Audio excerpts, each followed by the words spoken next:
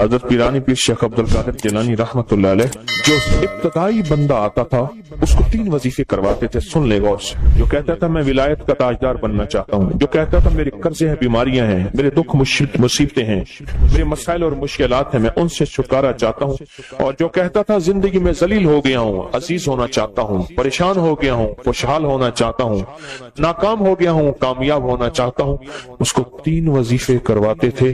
پیرانی پیر شیخ عبد القادر جیلانی رحمت اللہ علیہ سے کسی نے پوچھا حضرت آپ کی خانقاہ میں, آپ کی, میں بغداد میں ان کی خانقاہ میں گیا ہوں, بند تھی. دیکھیں اچھا عرب کا مزاج دیکھیں.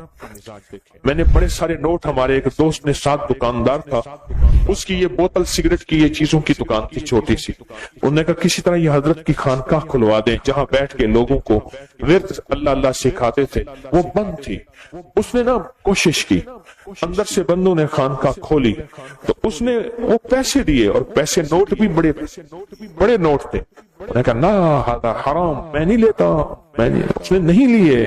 آپ کے اندر کیا صفات ہے. تو اس خانقاہ میں, اس آستانے میں, اس تسبیح خانے میں جو حضرت کی تھی, اس میں جب بندہ جاتا تھا اس کو 3 وظیفے کروائے جاتے تھے ابتدائی. پھر اس کی بنیادیں بنتی تھی.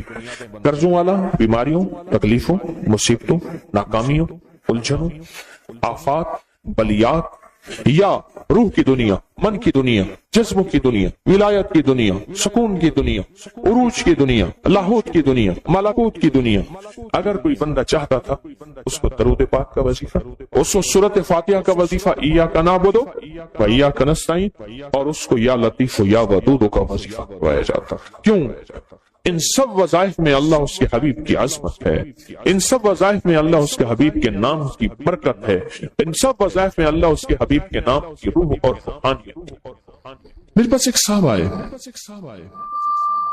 مجھ سے کہنے لگے کہ میں ایک عمل کا عامل ہوں, لوگوں کو الرجی ہو جاتی ہے, پھوڑے پھنسیاں ہو جاتے ہیں, میں دم کرتا ہوں وہ ٹھیک ہو جاتا ہے. کسی کو سانپ کاٹ جائے میں دم کرتا ہوں ٹھیک ہو جاتا ہے. بچھو, بھیڑ, کوئی زہریلی چیز کاٹ جائے میں دم کرتا ہوں, لوگ ٹھیک ہو جاتے ہیں. میں دم کرتا ہوں, لوگ ٹھیک ہو جاتے ہیں. کہا کہ میرے پاس ایک خاص عمل ہے, میرے پاس ایک خاص عمل ہے, اور میں یہ کرتا ہوں, لوگ ٹھیک ہو جاتے ہیں.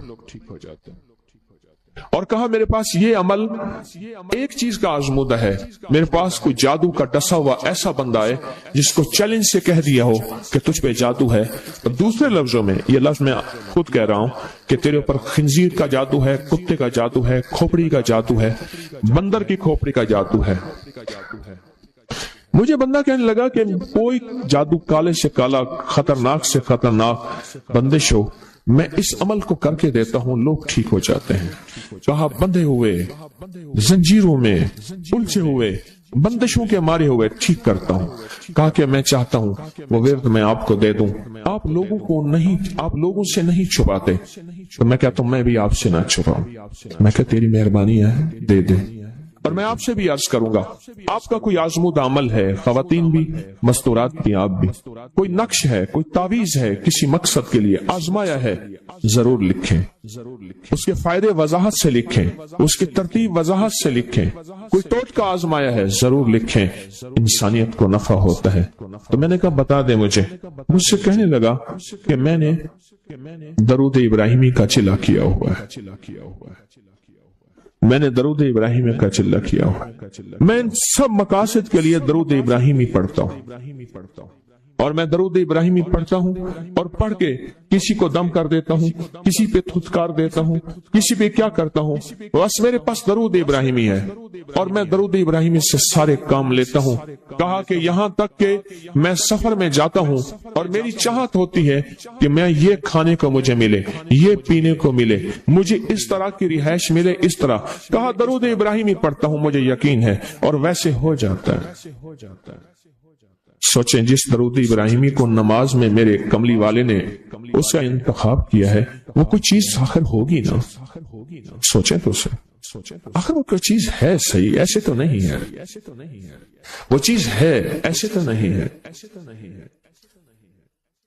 کہا کہ میرے پاس درود ابراہیمی ہے. میرے پاس درود ابراہیم، اور میں لوگوں کا اس سے علاج کرتا ہوں اور لوگ ٹھیک ہوتے ہیں، ان کے مسئلے حل ہوتے ہیں، ان کی بندش جادو ٹوٹ جاتے ہیں۔ تو میں تو چاہتا ہوں کہ آج ہم یہ درود ابراہیمی کا عمل کریں، انشاءاللہ یہ تاثیر بھی مل جائے گی، اور ساتھ جو برکت کی چاہت ہے کہ اللہ کبھی مجھ سے برکت نہ چھیننا، ایسا نہ ہو میں یا میری نسلیں ٹکڑے ٹکڑے دانے دانے قطرے قطرے کے محتاج بن جائیں۔ اللہ مجھ سے کبھی برکت نہ چھینا، ایسا نہ ہو کہ میں ٹھوکریں کھاؤں در در کی، اے سخی آقا مجھ سے برکت نہ چھیننا، کہ میرے اندر بس سب کچھ ختم ہو جائے اور میں دنیا کے سامنے ذلیل بن جاؤں اور لوگ مجھ پہ ہنسیں۔ اللہ مجھ سے برکت نہ چھیننا اور میری نسلوں سے برکت نہ چھیننا۔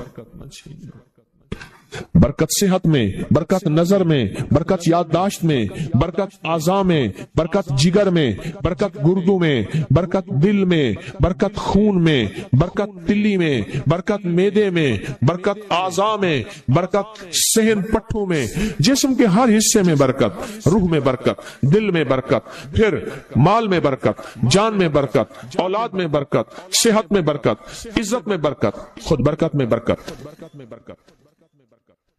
یہ برکت مجھ سے نہ چھنے اور مجھ سے نہ چھنے اور میری نسلوں سے نہ چھنے، اور اللہ پاک حلال طیب طاہر یہ برکت مجھے اور میری نسلوں کو دیتا رہے۔ آپ یہ چاہتے ہیں؟ میں ایک سفر سے واپس آیا، ایئرپورٹ سے مجھے بندے نے اٹھایا، یہاں لاہور میں ایک جگہ ٹاؤن شپ ہے، ایک سوسائٹی ہے، وہاں ایک گھر میں لے گئے۔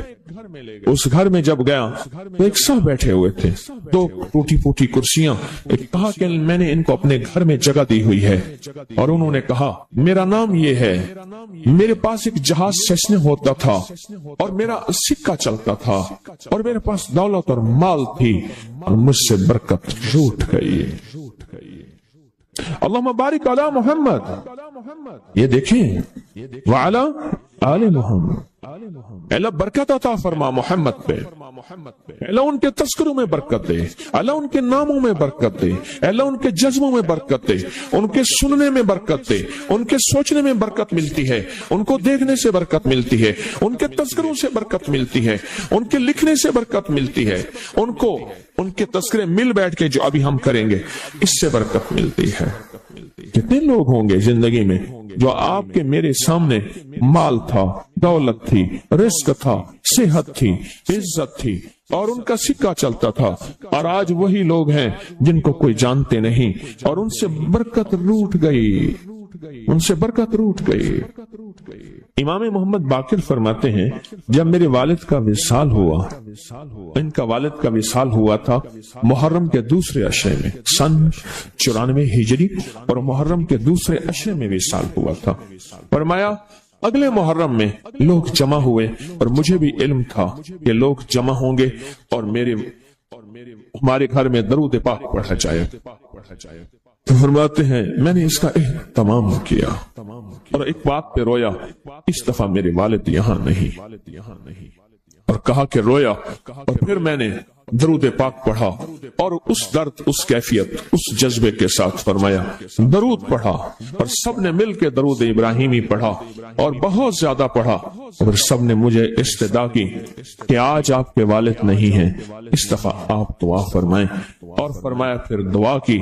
اس میں قرض کے پریشان بھی تھے، جن کے قرضے تھے، کوئی ایسے تھے جن کی اولاد نہیں تھی، جو ایسے تھے جن کا کاروبار یا فقر تھا، جن کے پاس غربت اور تنگ دستی تھی، کوئی ایسے بھی تھے جن کے اوپر حالات، مسائل، مشکلات، ان حالات، مسائل، مشکلات میں جادو بھی ہے، بندش بھی ہے، بیماریاں بھی ہیں، گھریلو مسئلے بھی ہیں، جھگڑے بھی ہیں، الجھنے بھی ہیں، مقدمات بھی ہیں، ان حالات اور مسائل میں ناکامیاں، پریشانیاں، یہ ساری چیزیں لوگ جمع ہو جاتے ہیں، اور فرمایا کہ وہ خوشحال ہو جاتے۔ ایک واقعہ امام محمد باقر نے فرمایا، عاشورہ کی شام تھی، ہم نے مل بیٹھ کے درود ابراہیمی پڑھا جس میں ہمارے پیاروں کا تذکرہ ہو رہا ہے، آبا کا تذکرہ، اور فرمایا درود ابراہیمی پڑھا۔ ایک شخص بالکل مفلس تھا اور وہ یمن کی کسی بستی سے آیا تھا، عاشورہ کے دن کتنے دن کا سفر کر کے آیا تھا، اس کی کمزور سی اٹھنی تھی، اس کے پاس بھی کھانے کو نہیں تھا، اس کی اونٹنی کے پاس بھی کھانے کو کچھ نہیں تھا۔ وہ آیا اور آ کے دعا میں شامل ہوا اور ہمارے ساتھ بیٹھ کے درود ابراہیمی پڑھتا رہا. کہا وہ بدو تھا, اسے درود ابراہیمی صحیح پڑھنا بھی نہیں آتا تھا. ہم دیہاتی کہتے ہیں, عرب میں اس کو دیہات میں رہنے والوں کو بدو کہتے ہیں. اس کو پڑھنا ہی نہیں آتا تھا, اور کہا ہمارے عمل میں شامل ہوا. آئندہ سال جب آیا تو اس کے ساتھ 7 اونٹ تھے, اور ہر اونٹ کے اوپر خوشحالی کے اثرات تھے, اور وہ خود خوشحال تھا. اس کے بیٹے ساتھ تھے, اور ہمارے لیے بہت توشے لایا اور ہدیے لایا, اور کہنے لگا کہ میں نے یہاں سے جانے کے بعد وہاں اونٹوں کا کام کیا. اونٹ ایک لیا, اس کو بیچا, بس اس میں برکت کے خزانے مجھے یہ ملے, اور آج میرے پاس خوشحالی ہے. اللہم بارک علی محمد. ہاں, یہ اس کا ترجمہ ہے. وعلی آل محمد. جو برکت ملی تھی محمد آل محمد کو, اس میں سے آج ہم نے حصہ لینا ہے. جو برکت ملی تھی, اور جس برکت کو ہر نماز میں ہم پڑھ رہے ہیں, کوئی خیال ہی نہیں کیا. ساری زندگی نماز پڑھتے پڑھتے, ساری زندگی التحیات پڑھتے پڑھتے ہو گئی کہ ہم یہ درود پڑھ کیا رہے ہیں, اور اس درود میں کن ہستیوں کا تذکرہ ہے. خیال ہی نہیں کیا آج تک, خیال ہی نہیں کیا. برکت اپنے غیب کے خزانے سے ملتی ہے, برکت غیب کے خزانے سے ملتی ہے. اور ایک کثرت ہے, ایک برکت ہے. کثرت بھی بتا دو, کثرت بھی بتا دو. کتی کتنے بچے دیتی ہے, شورنی کتنے بچے دیتی ہے. شورنی بڑے بچے دیتی ہے, خنزیر بہت بچے دیتا ہے. ہم مری جا رہے تھے روحانی منزل میں, مری تو ایک جگہ نا کھلی جگہ پہ, وہاں پہاڑوں میں سور ہے, وہاں چھوٹے چھوٹے بچے تھے. بہت بچے دیتی ہے, پر ختم ہو جاتے ہیں. میں نے سڑکوں کے کنارے کتے مرے دیکھے ہیں, کبھی بکری مری نہیں دیکھی. آپ نے دیکھی ہو تو مجھے پتا نہیں ہے. سڑکوں کے کنارے کتے مرے بہت دیکھے ہیں. میں نے کتوں کے چھوٹے چھوٹے بچے گنے ہیں, 11 تک میں نے گنے ہیں. آپ میں سے کہیں کوئی تجربہ ہو, اس سے زیادہ بھی گنے ہیں. میں نے تو اس سے زیادہ نہیں دیکھے. 8 9 7 بچے ہوتے ہیں. ٹھیک, کوئی ایک بچہ, اگر یہ 11 زندہ رہ جاتے تو آج تو میرے خیال میں سڑکوں پہ جگہ نہ ہوتی, کتے ہی کتے ہوتے. کیوں؟ اللہ نے حلال میں بکری میں برکت رکھی ہے. کتا حرام ہے, اللہ نے اس میں کثرت رکھی ہے, کثرت رکھی ہے, یعنی وہ زیادہ ہے, برکت نہیں رکھی, برکت نہیں رکھی. قدرت کا نظام دیکھیں کہ اللہ نے سپنی جو ہوتی ہے, سانپ کی مادہ سپنی میں اولاد کی محبت نہیں رکھی. جو بچہ پیدا ہوتا ہے اس کو خود کھا جاتی ہے, جو بچہ پیدا ہوتا ہے اس کو خود کھا جاتی ہے, اور جو ادھر ادھر بھاگ کے نکل جاتا ہے وہ سانپ بن جاتا ہے. اگر وہ خود نہ کھاتی تو یہاں تو چونٹیوں کی طرح سانپ ہوتے. دل میں محبت اللہ نے رکھی ہے. سانپ کی سپنی کے اندر سے محبت نکال دے, اللہ ہی دلوں میں محبت ڈالتا ہے. اور محبت ڈال دے ماں کے دل میں, حالانکہ وہ بھی ماں ہے, پر اس کے دل میں اللہ نے اولاد کی محبت نہیں ڈالی. اس ویڈیو کو لائک اور شیئر کریں. میں نے چاول سمندر میں ڈالے, چاول ایک ٹرک ڈالا, 5,64,220 روپے. غالباً اتنے پیسے ہی پوچھ لیتے. اللہ جزائے خیر دے ہمارے دوستوں کو.